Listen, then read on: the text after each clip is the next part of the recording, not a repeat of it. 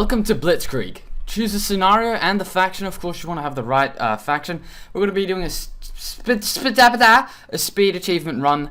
Game is 1-1, and of course, we're the German Reich. So, step 2, initial distribution. You want to split your army right in the middle of East and West Germany. That's not funny at all. Make sure you fortify all the borders, but most specifically the western and eastern front of France and Poland. So, split them off into 2. Give them commanders, suitable commanders. Otherwise, if your commander is over the limit, they'll actually have penalties.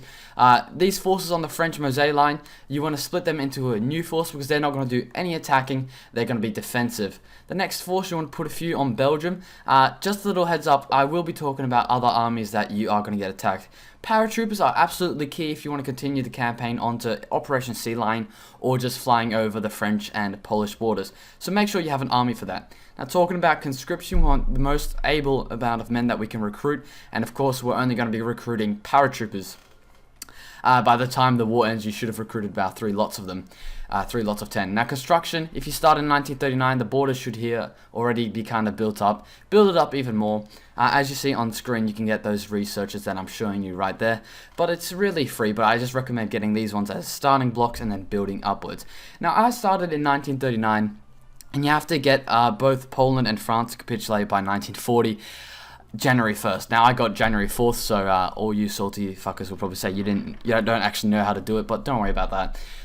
Just make sure all your borders are secure, because strangely enough, as soon as you ally with Russia, that actually brings the US into the war. And I didn't border my border with Switzerland, Belgium, Denmark, and the Netherlands. So you got to have a few reserve troops just to defend those borders, but the west and east should be fine. Now, alliance with the USSR, this is super important you go through the national focus tree, because if you just attack Poland straight up, which if you start in 1939, you can do that, they won't be put into the faction. Talking about faction, you can invite Yugoslavia, Italy, Bulgaria, Slovakia, Spain, and Japan into your Soviet German faction. No, that's why it's really important you don't attack Poland first, because otherwise all these factions won't join your faction. I mean, factions, all these countries won't. Yes, of course, you need transport planes, so put some production into that. As soon as you start taking Poland and you've finished taking Poland on the Eastern Front, you'll have enough capacity to build what you want.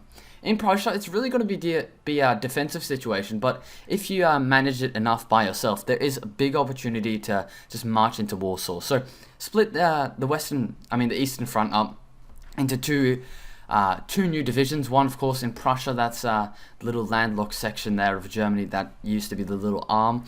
So split them off with the main front and just put the offensive line for the main front around Warsaw, and you should be fine.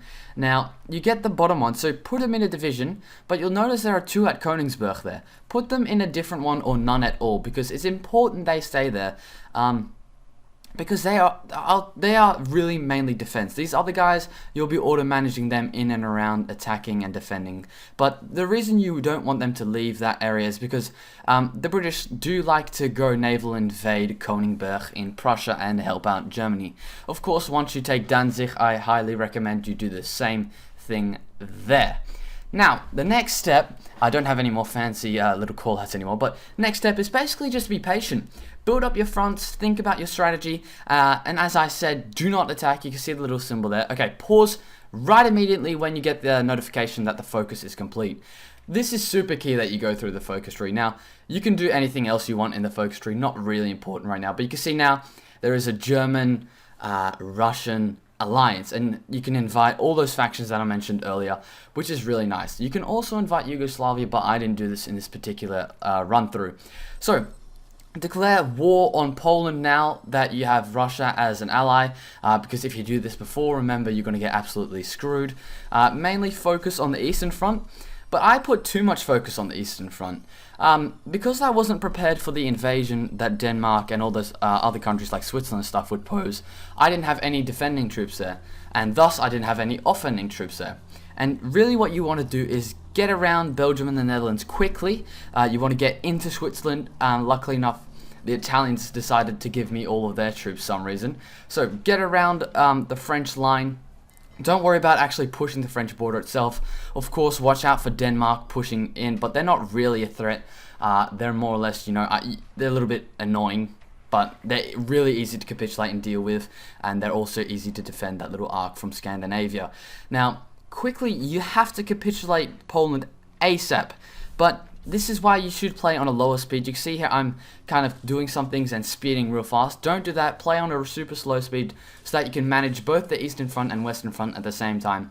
Because for me, meanwhile there was invasions happening in the East, I had my eyes so depicted in the East that my Western Front was kind of in shadows.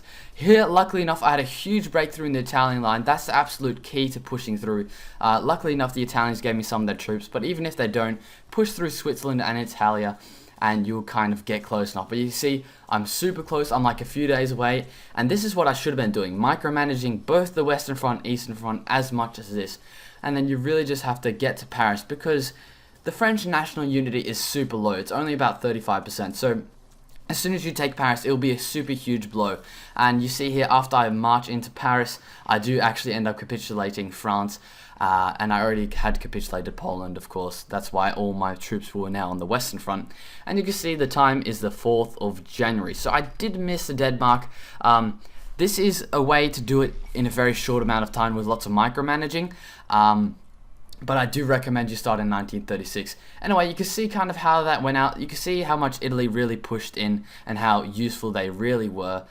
So I'm glad Italy and Russia were my allies, and Spain, luckily enough, but unfortunately Spain didn't do much. I hope that was enjoyable, not too irritating, and not too bad. I'll have a go at more of these when I get better at Hearts of Iron 4. Thank you, and subscribe!